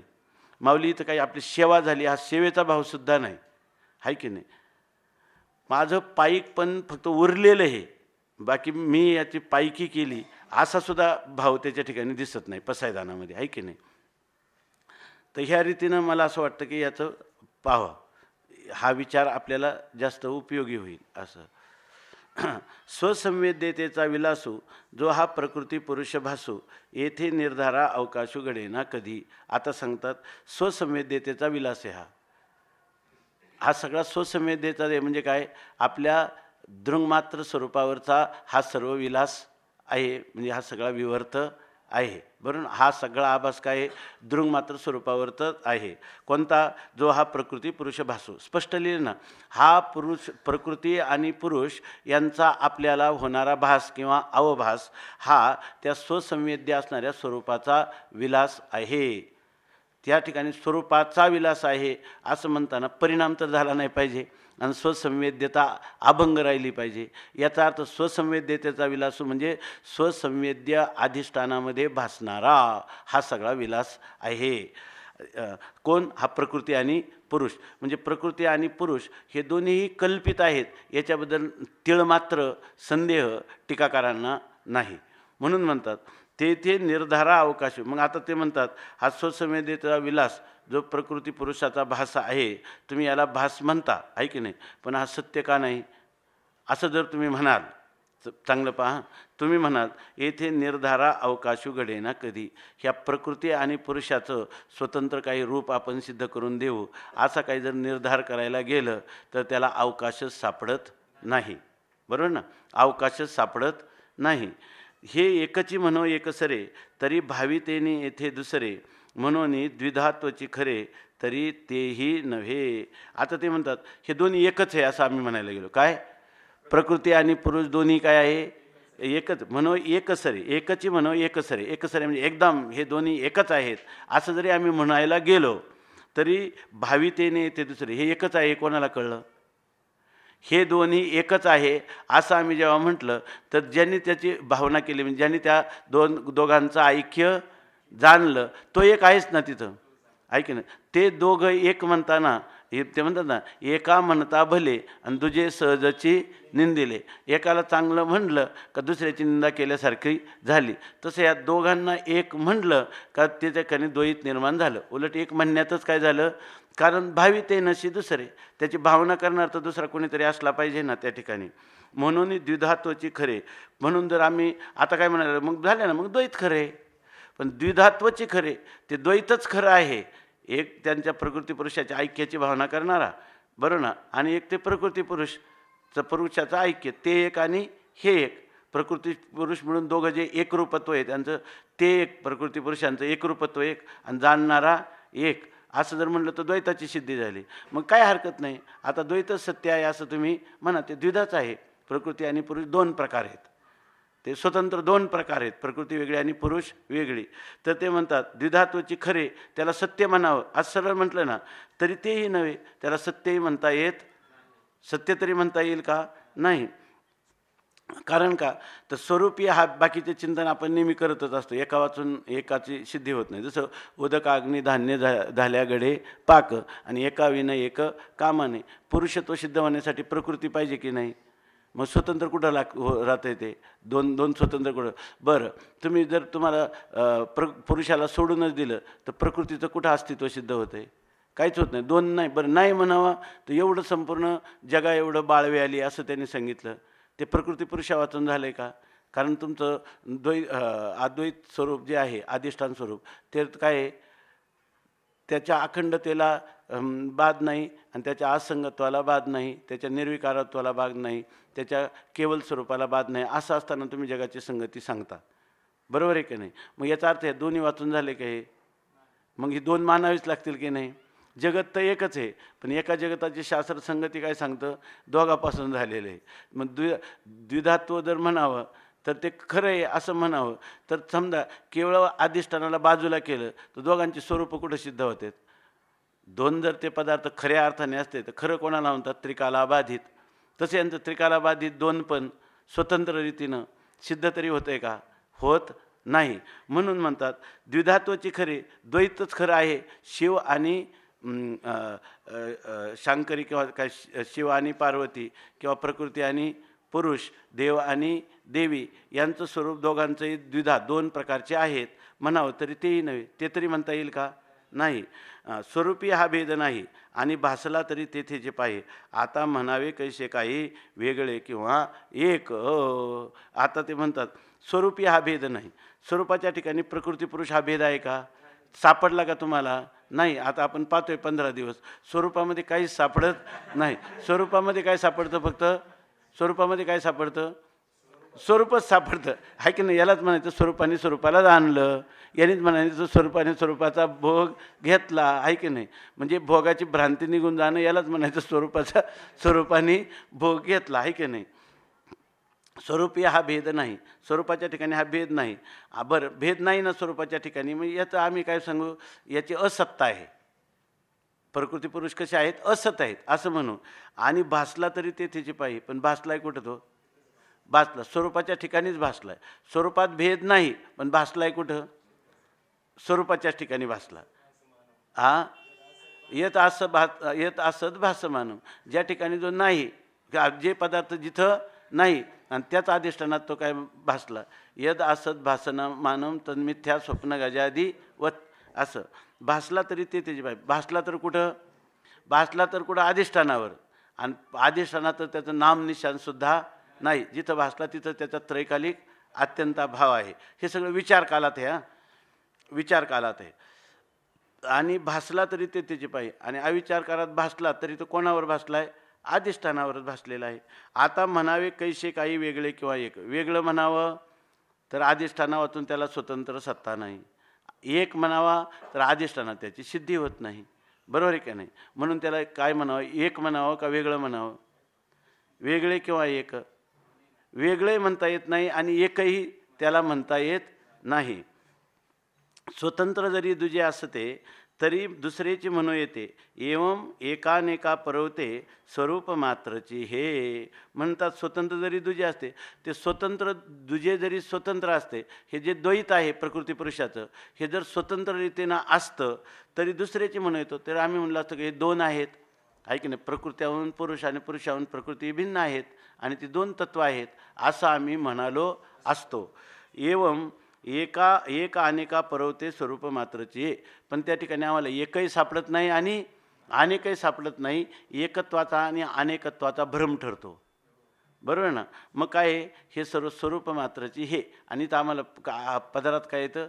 हे स्वरूप मात्रची दृढ अपरोक्ष ज्ञानात काय येतं आम्हाला? प्रतीतीला काय येतो? स्वरूपच प्रतीतीला येतं. दुसरं काही प्रतीतीला येत नाही. अथवा केवळ वाचारंभन तेथे पुरते नाही द्विधापन किंवा दुहीचे ऐक्यपण वचन विलासूची. आता ते म्हणतात अथवा किंवा दुसरं एक नाही आणि अनेकही नाही, केवळ स्वरूप मात्रच त्या ठिकाणी आहे असं झालं. अथवा विकल्पाने सांगतात. आता असं पण विचार आहे केवळ वाचारंभण. अहो हे प्रकृती आणि पुरुष काय आहे? वाचारंभण विकारो नामधेयम असं दिसतं. वाचारंभण मात्र आहे. मग ज्या वस्तू वाचारंभण मात्र आहे त्याच्या ठिकाणी तेथे पुरते नाही द्विधापन. त्याच्या ठिकाणी दोन पण आहे का? प्रकृती पुरुष हे जर वाचारंभण मात्र असतील तर त्यांच्या ठिकाणी दोन पण. वाचारंभण पदार्थामध्ये वाचारंभण पदार्थ फक्त वचनाचा विलास आहे. त्याच्या ठिकाणी दोन पण कुठे आहे? बरं दोन पण नाही तर दोन पणच नाही तर तत्सापेक्ष एक पण तरी त्यांच्यामध्ये आहे का? म्हणजे त्यांच्यामध्ये कोणतं पण आहे? अनिर्वचनीयत्व पण आहे. म्हणजे अनिर्वचनीयत्व हे त्यांच्या ठिकाणी दुसरं काही सापडत नाही. तेथे पुरते नाही द्विधापण. दोन पण नाही. बरं किंवा दुहीचे ऐक्यपण किंवा त्या दोघांचं काय झाले? ऐक्य झाले. हा सुद्धा वचनविलासूची. हा सुद्धा फक्त काय आहे? वचनाचा विलास आहे. म्हणजे ज्या ठिकाणी काय आहे? वाचारंभण फक्त वाणीचा शब्दाचा प्रयोग आहे. वंध्यापुत्र. हा वंध्यापुत्र कुठे आहे? वाणीमध्येच आहे की नाही. म्हणून वचनविलास. आता जे सत्ताज्ञान पुढं पहा. आता नंतर आता जे सत्ताज्ञान ते एकले चिन्मात्र पूर्ण म्हणून स्वरूपे संचली जाण म्हणितली अशी ती. आता किती वेळ? हां नात काय कुठं आलं? मग आता जे सत्ताज्ञान. आता जे सत्ता आहे आणि ज्ञान आहे ते एकले चिन्मात्र पूर्ण. सत्ता आणि ज्ञान काय आहे? आम्ही प्रकृती आणि पुरुषाला काय म्हटलं? प्रकृती आणि पुरुषाला एकाला सत्ता म्हटलं आणि एकाला ज्ञान म्हटलं. आता तुम्ही पहा हे जे सत्ता आणि ज्ञान आहे जे एकले चिन्मात्र पूर्ण, ती सत्ता त्यांची सिद्ध झाली का? सत्ता धन्याची सिद्ध झाली, धन्याची सिद्ध झाली म्हणजे धनी कोण आहे? अधिष्ठान मात्राची झाली का? यांची सत्ताच सिद्ध झाली नाही, ऐक झाली नाही. म्हणून जे सत्ता ज्ञान ते एकले चिन्मात्र पूर्ण, ते एकलंच चिन्मात्र कोण राहिलं? सत्ता आणि ज्ञान राहिले, बरोबर आहे. सत्ता आणि ज्ञान झाले राहिले, ते सत्ता आणि ज्ञान दोन रूपाने राहिले का बाधित झाले? का खाली एक मात्र राहिलं? ते सापेक्ष राहिलं का निरपेक्ष राहिलं? ते निरपेक्ष असलं तरच परिपूर्णता येईल का नाही? मग जे एकलं राहिलं ते एकलम, ते कसं आहे? पूर्ण आहे. ते काय आहे? पूर्ण आहे. म्हणून हा जो उपनिषदाचा शांतिमंत्र आहे ना, तो माणसाला जे होते हे आपल्या साधना सदनमध्ये त्या स्वामींनी जवळजवळ महिनाभर एवढं छोटंसं उपनिषद सांगितलं. आता ते काय आपल्याकडे लिहून घेतलं होतं, त्याच्यामध्ये त्यांनी सांगितलेली सगळी वाक्य लिहिली होती, पण ते काही उपनिषद सापडत नाही. तर त्याच्यामध्ये त्यांनी सांगितलं होतं, तुम्ही जर एवढ्या शांतिमंत्राचा अर्थ समजावून घेतला का तुम्हाला सर्व जीवनभर वेदांताचं सगळं जे काही ज्ञेय आहे, ध्येय आहे, वेदांताच्या काही ज्या प्रक्रिया आहेत, त्या सगळ्याचा तुम्हाला लाभ होईल याच्यामध्ये. उपनिषद त्या स्वामीजी मुद्दाम त्यांना तेवढंच उपनिषद दिलं होतं महिनाभर, कारण त्यांना बोलणं होत नव्हतं, 15-20 मिनटं बोलायचे. पण 15-20 मिनटामध्ये ते कोणताही शंका विचारली का तत्काळ लगेच सांगायचे. तर त्यांनी त्याप्रमाणे जर पाहिलं तर आत्ता जे सत्ताज्ञान ते एकले चिन्मात्र पूर्ण, तो आपलं हेच याच्यासाठी चालू का? पूर्ण शब्दाने जो ओम पूर्णमदाः पूर्णमिदं पूर्णात् पूर्णमुदच्यते आणि पूर्णस्य पूर्णमादाय पूर्णमेवावशिष्यते, हा मंत्र जर आपल्याला समजला तर सगळी वेदांताची प्रक्रिया आपल्या डोळ्यासमोर कायमची राहील, निस्संदेह राहील. आता जे सत्ताज्ञान ते एकले चिन्मात्र पूर्ण, म्हणून स्वरूपे संचली जाणं म्हणितली अशी ती. मग तुम्ही जर म्हणता ते जर नाहीतच तिथं, तर मग ती आहेत असं तुम्ही का म्हणता? प्रकृती पुरुष अध्यारोपात तरी तुम्ही का घेता? असं कोणी म्हणेल की नाही? ती नाहीतच आहे, एक स्वरूपच सांगा, आहे की नाही? तर ते म्हणतात त्या काय आहे? स्वरूपे संचली जाण, संच या धातूच्या अर्थाप्रमाणे त्यांनी बरंच विवेचन दिलं. आणि दुसरा संच हे म्हटले ना दादा की बाबा तुम्ही शब्दकोशाचे अर्थ कधी लागत नाही, पण कधी कधी इतके परफेक्ट लागतात की त्याच्यामुळं आपल्याला विषय स्पष्ट होतो. तर संचली शब्दाचा अर्थ त्यांनी दिलं अस्तित्वरूप असणारी. हा संचली शब्दाचा अर्थ काय? अस्तित्व, सत्तावान झालेली, बरोबर आहे ना? म्हणून स्वरूपे संचली जाणं म्हणितली अशी ती आपलं जे मूळ स्वरूप आहे ना, त्या स्वरूपामुळं ती संचली म्हणजे ती अस्तित्वात आली, म्हणजे त्यांना सत्ता दिली गेली, बरोबर ना? स्वरूपाच्या सत्तेने सत्तावान झाली म्हणून म्हणितली अशी ती म्हटलेली. म्हणजे जेव्हा आम्ही शिव आणि शक्ती म्हणतो तेव्हा आत्मसत्तेच्या सत्तेने आणि स्फुरणाने त्या ठिकाणी त्यांना सत्ता स्फूर्ती झाली अशी ती सांगितली, असं आम्ही त्याचं निरूपण केलेलं आहे. किंवा आमच्या बुद्धीमध्ये असा आकार आहे त्यांच्या संबंधाने, बरोबर आहे की नाही? आमच्या बुद्धीमध्ये त्यांचा असा आकार आहे. ठीक आहे, संदीप महाराज असं सांगतात. म्हणजे हे सगळी गृहीत कृत्यच अगोदर सांगून राहिले ना ते आम्ही. कारण का कोणताही ग्रंथ सांगायचं तर त्याची स्वतःची परिभाषा असली पाहिजे. आम्ही कुठेही ते शब्द बोललो तर अनियमे नियमकारिणी परिभाषा तीच आपण या ठिकाणी धरली पाहिजे ना. आता तुम्हाला करताना कुठंच म्हणतात त्याचा परिणाम होता कामा, स्वसंवेद्यतेचा परिणाम होता कामा नये. आणि दुसरं काय त्याच्यामध्ये स्वरूपामध्ये पालट होता कामा नाही, म्हणजे स्वरूप कधी विकारी ठरता कामा नाही. असं जर असेल तर आम्ही म्हणू की आपला भोग आपण घेतला, आपण आपल्याला जाणलं, आहे की नाही?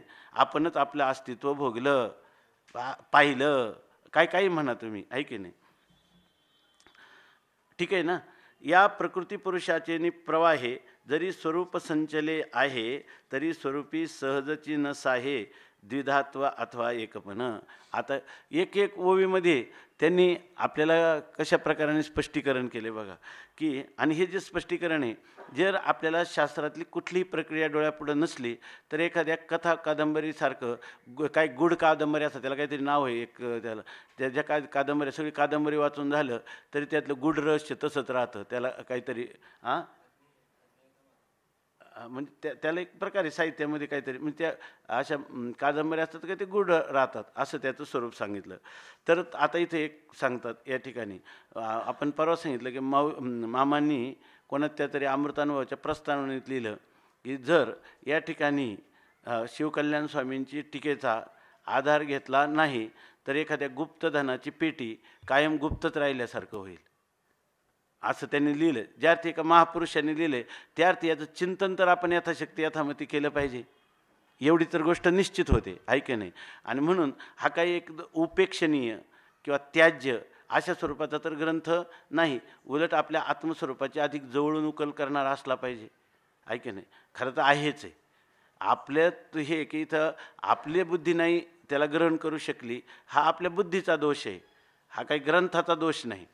आपण त्याला जर यथार्थ रूपाने ग्रहण करू शकलो नाही तर आता इथं सांगतात बघा, या प्रकृती पुरुषाचे निप्रवाहे जरी स्वरूप संचले आहे, तरी स्वरूपी सहजची नस आहे, द्विधात्व अथवा एकपण. तुम्ही एक प्रक्रिया पाहता की काय आहे, ब्रह्म हे अनादि अनंत आहे, माया ही अनादि शांत आहे, आणि माया कार्य जगत हे साधी शांत आहे, अशी आणि हे जे कार्य आहे ते प्रवाह रूपाने अनादि आहे, असं अशी वेदांतामध्ये प्रक्रिया सांगतात की नाही. आता ती प्रक्रिया इथं कसं सांगतात बघा, दिसलं तर पहा. या प्रकृतीचे प्रकृती पुरुषाचे निप्रवाह, ह्या प्रकृती आणि पुरुषांचं जे प्रवाह रूपाने म्हणजे कार्यरूपाने जे काही अनादित्व आहे, प्रवाह रूपाने जे अनादित्व आहे, या प्रकृती पुरुषांचे निप्रवाहे जरी स्वरूप संचले आहे, तरी स्वरूपी नस आहे, द्विधात्व अथवा एकपण. आता तुम्ही काय म्हणताल, हा प्रकृती पुरुषांचा काय आहे, प्रवाह आहे. आता या ठिकाणी प्रकृती पुरुषाचा प्रवाह कसा, ही जी प्रकृती आहे ना ती प्रवाह रूपाने अनादि नाही, ती स्वरूपाने अनादि सांगितलेली. आणि बघा पुन्हा बघा की प्रवाह रूपाने अनादि सांगितले नाही, प्रवाह रूपाने प्रकृती कार्य जगत आहे ते अनादि सांगितलेलं आहे, बरोबर आहे ना. पण इथं प्रकृती पुरुषाचा दोघींचाही प्रवाह सांगितलेला आहे, आणि खरा प्रवाहच आहे. दृष्टीसृष्टीवादाच्या रीतीनं जर पाहिलं ते अज्ञान आणि अज्ञान कार्य युगपत उत्पत्ती आणि युगपत नाश आहे त्यांचा, म्हणून त्यांचा प्रवाहच आहे तो, आणि ज्ञान समकालातच आहे, बरोबर ना. आणि तोही सत्य नाही, काही जड नाही ना होते प्रकृती, बरोबर आहे का नाही.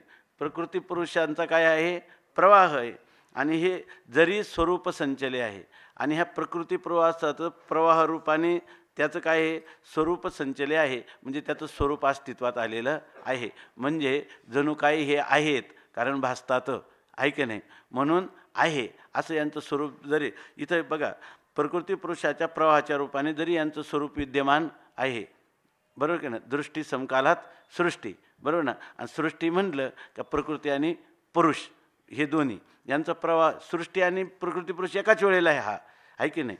अज्ञान आणि अज्ञान कार्य यांचा जेव्हा अज्ञात सत्ता दिली तेव्हा, बरोबर ना, पदार्थाला अज्ञात सत्ता दिली तेव्हा तुम्ही काय म्हणतो, स्वरूपाने अनादि आहे प्रकृती.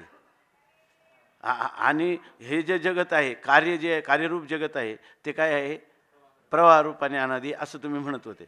पण आता तुम्हाला तसं म्हणता येणार नाही. जर तुम्ही दृष्टीसृष्टीला घेऊन ह्या ग्रंथाच्या आशयाला ग्रहण करणार असाल तर हा या ठिकाणी दृष्टीसृष्टी वादाप्रमाणे प्रवाह रूपाने दोन्ही आहे, कोण प्रकृती आणि पुरुष दोन्ही अनादीच आहे की नाही. कारण काय आहे, या ठिकाणी कार्यकारण भाव दोन्ही मिथ्या आहेत. तुम्हाला अगोदर जी भीड होती की प्रकृती कारण आहे आणि या ठिकाणी प्रकृतीचं जगत हे काय आहे, कार्य आहे, बरोबर ना. पण ही दोन्ही प्रकृती आणि पुरुष ही दोन्हीही कशी आहेत, अनादीपणे. एकतर काय मागं सांगितलं, स्वरूपाच्या सत्तेने आणि स्फुरणाने हे सत्ता आणि स्फूर्ती यांना प्राप्त झालेली, त्यांची स्वतःची सत्ता स्फूर्ती नाही. आणि ज्या पदार्थाला अधिष्ठानावरून सत्ता स्फुरण नसतं तो पदार्थ, बरोबर ना, अधिष्ठानाच्या ठिकाणी अभावरूपच असतो, तो पदार्थ अभाव रूपच असतो. मग अशा रीतीने जर पाहिलं, म्हणूनही स्वरूपे संचली जाणं, सत्ता ज्ञान ते एक आपलं प्रकृती पुरुषाचे निप्रवाहे जरी स्वरूप संचले आहे. हे कोणाचं स्वरूप संचलेलं आहे, ह्या प्रकृती पुरुषाचं स्वरूप जरी, बरोबर आहे ना, प्रवाहाच्या रूपाने जरी संचलेले आहे, म्हणजे प्रवाह रूपाने ही विद्यमान आहेत असंच म्हणलं जातं का नाही. भासमान आहेत म्हणजे विद्यमान आहेत असं समजलं जातं. तरी स्वरूपी सहजची नस आहे. पण तुमच्या स्वरूपाच्या ठिकाणी प्रकृती पुरुष हे प्रवाह रूपाने अनादी आहेत हे म्हणणं तुमच्या स्वरूपी सहजची नस आहे. तुमच्या स्वरूपाला हे सहजच स्वाभाविकपणे ही गोष्ट सहन होत नाही. कोणती गोष्ट सहन होत नाही? हे दोन आले, द्विधात्व सहन होत नाही. पण हे दोन्ही एक झाले, बरोबर ना. ह्या दोघांनी अधिष्ठान मात्र तो प्राप्त केलं आणि मग त्याच्याशी ऐक्य भावाला प्राप्त झाले, बरोबर आहे ना. हे एक पण सहन होत नाही. अधिष्ठानाला द्विधा पण सहन होत नाही आणि एक पण सहन होत नाही. द्विधा म्हणजे अध्यारोप पण सहन होत नाही, बरोबर ना. आणि एक पण सहन होत नाही म्हणजे यांचा अपवाद पण सहन होत नाही, बरोबर ना. अध्यारोप अपवाद स्वस्वरूपे विकल्पो नास्ती असं त्याचं स्वरूप आहे, बरोबर ना. बरं, आता ना तरी हा काय हां हा चाल तसं आहे. पण पुढं जे आहे ना, द्विधा ना एकपण, हां ना एकत्व सिद्ध होतं. पण मग याच्यामध्ये प्रकृती पुरुषाच्या प्रवाहाने जरी त्यांचं स्वरूप संचले आहे, म्हणजे त्यांचं स्वरूप विद्यमान आहे, सरळ सरळ अर्थ पहा. असं जर तुम्ही म्हणाल, असं तुम्ही म्हणाल, प्रवाहरूपाने त्यांचं सत्तास्फुरण आहे आणि ते सत्तास्फुरण त्यांचं कोणी घेतलेलं आहे? कोणाचं घेतलेलं आहे? अधिष्ठानाचं घेतलं आहे असं तुम्ही म्हणाल. सरळ ओळीचा अर्थ घेतलेला आहे असं म्हणाल तरी पण स्वरूपी सहजची नस आहे द्विधात्व अथवा एकपण. स्वरूपामध्ये द्विधात्व किंवा एकपण तिथं त्याला सहनच होत नाही. म्हणजे तुम्ही जे म्हणाल की सत्तास्फुरण घेतलं आहे, हे सुद्धा स्वरूपाला सहन होत नाही, कारण घेतलंच नाही. का नाही घेतलं? का सत्ता स्फुरद्रूप पदार्थाशिवाय दुसरा पदार्थच अस्तित्वात नाही. तर ते एक पण घेतलं. हा सगळा चाललाय तुमच्या बुद्धीमधला बुद्धीचा आयाम ना. तुमचा काय चाललाय? व्यायाम म्हणा किंवा आयाम म्हणा, काही पण, तो सगळा बुद्धीच्या ठिकाणी चालले, तिथं काहीच झालेलं नाही. हो नाही.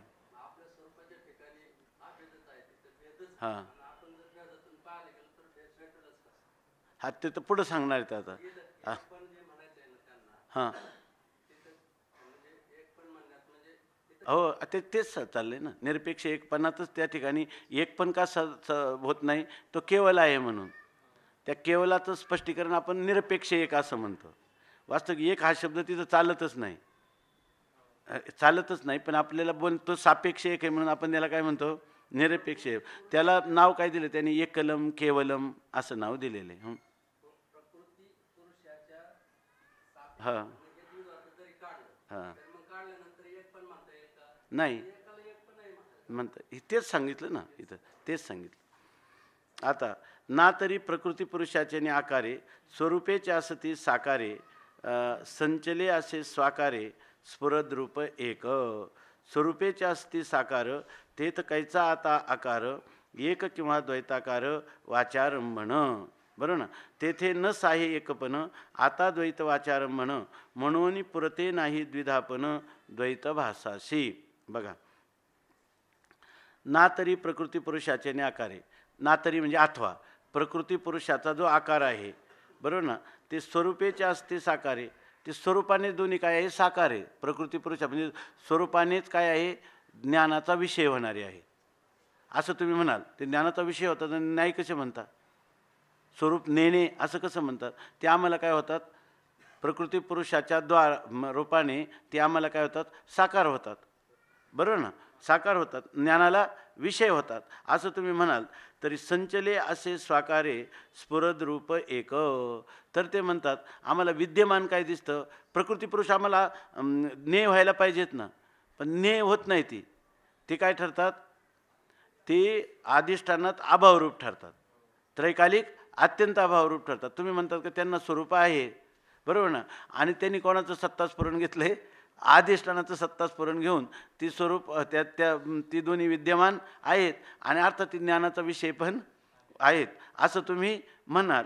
पण ते म्हणतात संचले असे स्वाकारे प्रकृती पुरुषाचे आकारे स्वरूपेचे असती साकारे. ते आपल्या स्वरूपानेच साकार म्हणजे ते स्वतंत्र ज्ञानाचा विषय होतात. संचले असे स्वाकारे स्फुरद्रूप एक. पण आम्ही काय म्हणतो? स्फुरद्रूप एक म्हणजे हे जे एकच असणारं ज्ञप्तिमात्र किंवा दुर्मात्र स्वरूप जे आहे ना तेच काय होतं, ह्या प्रकृती पुरुषाच्या रूपाने बरोबर ना संचले असे ते अस्तित्वात आलेलं आहे. अर्थात आम्ही कुठं त्यांना म्हणतो स्वतंत्र सत्ता आहे का, तर पुरुषाच्या सत्तेने ते सत्तावान झालेले आहेत आणि ते ज्ञानाचे विषय होतात असं जर आम्ही म्हणू. स्वरूपेचे असते साकार बरोबर ना, ते साकार कशामुळं, त्याच्यातलं स्फुरद्रूप एक आहे, पण त्या स्फुरद्रूपामुळं त्यांना काय झालं, ते संचले म्हणजे अस्तित्वात आलेले, त्याची सत्ता स्फुरण घेऊन बरं. आणि स्वरूप मात्र काय आहे, एकच आहे असं तुम्ही म्हणाल बरोबर की नाही, स्वरूप मात्र एकच आहे पण त्याच्या सत्तेने सत्तावान झालेली आहेत असं जर म्हणाल तर स्वरूपेचे असते साकार तेथे काहीचा आता आकार. आता जर ते स्वरूपाने पहिलेच नेय विषय असतील तर आता त्यांना पुन्हा नेय काय करायचे, स्वरूपाने जर ते मूळचे स्वतंत्र सत्तावान काय स्फूर्तिवान जर सत्ता स्फूर्ती त्यांना स्वतःची आहे अधिष्ठानाची का असताना, पण ती जर मूळचीच त्यांना आहे, त्यांची स्वतःची सत्ता स्फुरण आहे, ते स्वरूपाने ज्ञानाचा विषय होतात असं जर तुम्ही म्हटलं, स्वरूपेचे असती साकार ते काहीचा आता आकार. एकदा त्यांचं ज्ञान झाल्यावर पुन्हा त्यांना आता पुन्हा ज्ञानाचा विषय तो येईलच कसं काय, कारण ते मुळातच ज्ञानाचे विषय आहेत. आता त्यांना आकार येणारच, ज्ञानाचा आकार येणार नाही. मग एक किंवा द्वैताकार, मग त्या ठिकाणी म्हणतात म्हणून ते आता स्वरूपाशी एक झाले आणि ओकले म्हणजे स्वरूपाने दोन झाले बरोबर आहे ना. आज हे जे तुमचं म्हणणं आहे ना हे सगळं वाचारंभन आहे, ऐक नाही, हे सर्व म्हणजे ती एकही झाली नाही आणि ती दोनही झाली नाही, स्वरूपाच्या ठिकाणी ती नाहीच आहे. असं असताना चांगलं लक्षात घ्या, अधिष्ठानाच्या सत्तेने प्रकृती आणि पुरुष ही सत्ता स्फुरण घेतले आणि ज्ञानाचा विषय झाली, हे म्हणणं वाचारंभन आहे. बरं खरंच आहे का नाही, अधिष्ठानात आहेत का हे, आधी होते का, नंतर निवृत्त झाले का, नंतर तद्रूपतेला प्राप्त झाले का, द्वैत भावाला प्राप्त झाले होते का, ऐक्य भावाला प्राप्त झाले होते का. मग एक आणि द्विधा हे तुमचं वाचारंभन नाही का, अर्थात वाचारंभनच आहे. म्हणून सांगतात वाचारंभन तेथे न साहे एकपण, तिथं एकपण तर सहन होत नाही बरोबर नाही, परमात्मा स्वरूपाच्या ठिकाणी एकपण सहन होत नाही.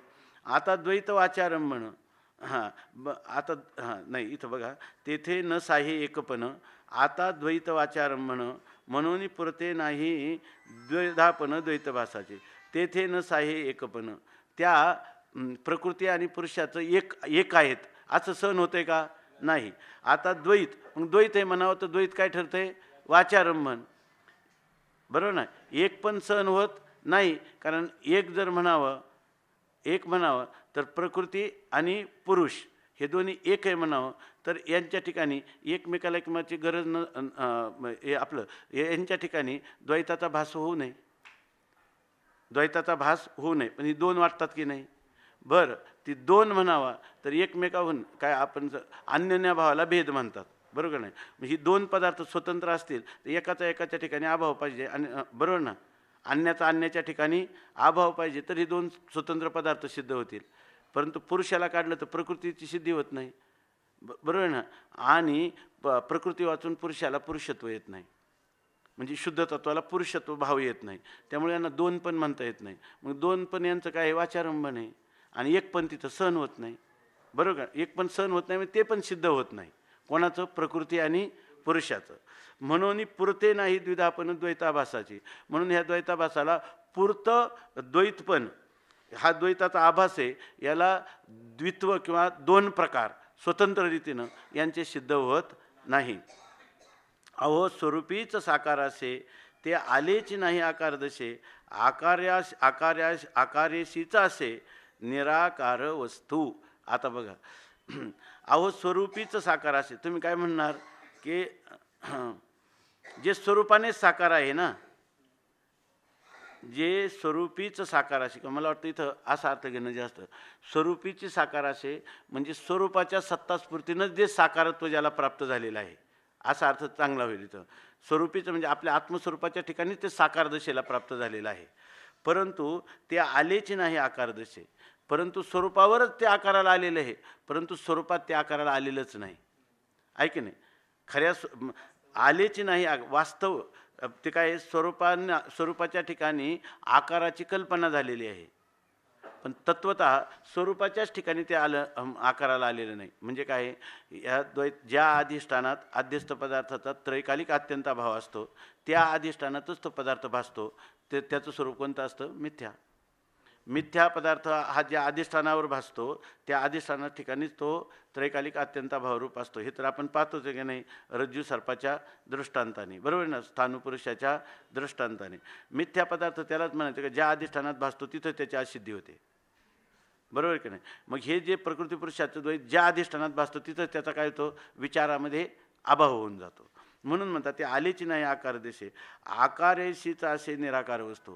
आणि ज्यावेळेला तुम्हाला आकाराला झाल्याचा भ्रम होतो ना, त्या आकारेशीचं आकाराचं ज्ञान होताना किंवा आकाराची प्रतीती येतानाच ती निराकार वस्तू असे, ती वस्तू निराकारच आहे. ती वस्तू म्हणजे कोणती? अधिष्ठान वस्तू ही निराकारच असते आकार येत असताना. पण इतकंच नाही तर ती आकारासहित ती कशी असते? निराकारच असते. आकारासहित बरोबर आहे का? आहे की नाही. जेव्हा तुम्हाला आकार दिसतात तेव्हा तिचं असंगत्व अबाधितच असतं, म्हणून ती काय आहे? निराकारच आहे. आकारासहित ती काय आहे? निराकार आहे. आकाराचं काय स्वरूप आम्ही सांगितलं? वाचारंभणम, विकार. आकार म्हणजेच विकार, नाही का? तो काय आहे? न्यायाचा विषय तो येणार, तो पदार्थ विकारीचा असतो आणि तो वाचारंभण मात्र असतो. आता बघा, सुखेची सुखाते भोगिता, वावगी भेदाची वार्ता, पर्या भेदे करी तत्वता, एकपण न फुटे. सुखेची सुखाते भोगिता, सुखाने सुखाचा काय केला? भोग घेतला. ही जी येतं तुम्ही म्हणाल सुखाने सुखाचा भोग घेतला म्हणजे एक भोग्य सुख, एक त्याचा भोगता आणि मधी भोग, बरोबर आहे ना. यांची जर सुखाने सुख भोग घेतलं तर या ठिकाणी भेद होईल का? नाही. पण ही वावगी भेदाची वार्ता, पण ही भेदाची वार्ता काय आहे? मिथ्या आहे. म्हणजे भेद नाहीच आहे. म्हणजे त्रिपुटी विवर्जितच ते सुख आहे. आणि ती त्रिपुटी विवर्जित जर सुख असेल, बरोबर ना, त्या भोगानेच काय केला? आपलं सुखाने सुखाचा भोग घेतला, हे म्हणणं सुद्धा वाचारंभण आहे का? काय वाचारंभणच आहे की नाही. म्हणजे ही पण निश्चित, कारण का? परिणाम तर झाला नाही आणि म्हणजे विकार तर झाला नाही आणि स्वसंवेद्यता अभंग राहिली. त्रिपुटीचा बात केल्यावरच हे राहील का? तसं राहील? तसं राहणार नाही. म्हणून म्हणतात सुखेची सुखाते भोगता. अहो पण सुखाने सुखाला भोगलं, हा काहीतरी तुम्हाला भेद तर तिथं कल्पना केल्याशिवाय कसा काय होईल? भेदाची कल्पना केल्याशिवाय सुखाने सुखाचा भोगच होणार नाही. कोणालाही कोणाचा भोग हा भेदाच्या कल्पने वाचून होणार नाही.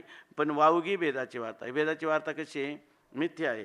पर्या भेदे करी तत्वता एकपण न फुटे. पण जेव्हा या भेदे करी असा जरी तुम्ही कल्पित भेद मानला आणि किती त्या भेदाचा विस्तार केला आणि अनंत त्रिपुट्यांची कल्पना केली, तरीसुद्धा या भेदे करी या भेदाने तत्वता एकपण न फुटे. त्या अधिष्ठानाचं एकत्व हे कधी फुटत नाही. ते अफुट अद्वैत जसंच्या तसंच राहतं, आहे की नाही, असं सांगायचं. जरी तर केवळ अद्वैताचा सिद्धांत जर ठेवून त्याच्याऐवजी वेगळं काही सांगायचं असतं तर ही भाषा आली नसती. परी एकपण न फुटे. म्हणजे ज्यावेळेला हे जगताची उत्पत्ती स्थिती लयाचा एवढा मोठा व्यवहार होतो, परंतु त्या अधिष्ठानाचं थोडंसुद्धा तोंडाला उष्ट लागत नाही. थोडंसुद्धा तिथं कुठं तुम्हाला हे जगताचं एवढं झाला प्रकार, प्रकृती पुरुषाचा एवढा मोठा खेळ झाला तरी त्याला त्याचा स्पर्श देखील होत नाही. हे या ओवीत सांगितलं. जे एकची नव्हे एक सरे, दोघा दोन्ही पण नाही पुरे, काही नेनो साकारे स्वरूपे जिये. कैशी स्वसुखाची आळुकी, जे दोन्ही पण मिळवून एकी, नेदितीचे कौतुकी, एक पण फुटो. उद्या पुंडली कवरदा हरी विठ्ठल. श्री ज्ञानदेव तुकाराम, ज्ञानदेव तुकाराम, ज्ञानदेव तुकाराम, ज्ञानदेव तुकाराम, ज्ञानदेव तुकाराम, ज्ञान